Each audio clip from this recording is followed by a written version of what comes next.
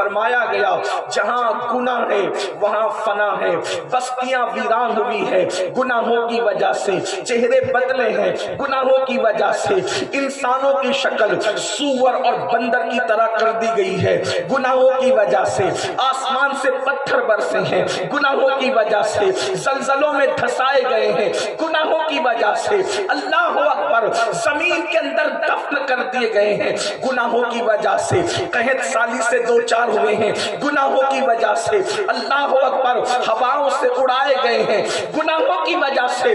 آپ دیکھیں قرآن مقدس میں سابقہ امتوں کی تاریخ پڑھ کر کے دیکھیں، میری قوم کے جوانوں، آپ گناہوں کو ہنسی کھیل نہ سمجھیں، گناہوں نے انسان کو برباد کیا ہے۔ اور اگر آپ کو یقین نہیں آتا تو آپ کم سے کم انٹرنیٹ کی دنیا میں تو جا کر کے دیکھیں، انٹرنیٹ سے ہم سے زیادہ آپ کا تعلق ہے، سرچ کر کے دیکھنا، ایک پہاڑ کے اوپر ایک پتھر کی عورت ہے، ایک پتھر کی مورت ہے، اس کے متعلق ذرا پڑھنا تو تمہیں سمجھ میں آئے گا۔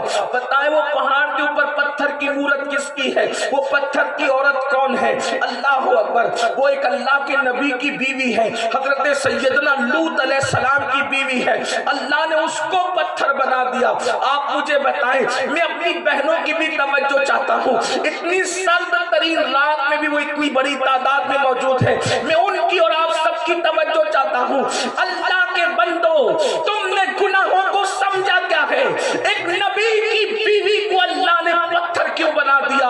وہ گنہگار نہیں تھی، وہ مجرم نہیں تھی، وہ پاپی نہیں تھی، لیکن جو قوم پاپ اور گناہ کرتی تھی وہ ان سے محبت اور پیار کرتی تھی، اللہ نے اس کو پتھر بنا کر کے قیامت تک کے لیے عبرت کا دروازہ کھول دیا۔ دیکھو، مجرم تو مجرم ہے، اگر نبی کی بیوی بھی مجرموں سے محبت کرے تو ان کا انجام کیا کرتا؟ اللہ اکبر، اللہ، کھیل تماشا مت بناؤ اللہ کے دین کو۔ ہماری تباہی، بربادی اور ذلت و رسوائی کی ایک ہی وجہ ہے، گناہ، اللہ کی نافرمانی۔ جس دن ہم اللہ کی نافرمانی چھوڑ دیں گے اس دن آپ سے بڑا کوئی نہیں ہوگا، سارے آقا کہلانے والے تمہارے قدموں میں گریں گے، تمہارے قدموں میں جھکیں گے۔ گناہ چھوڑے کیسے؟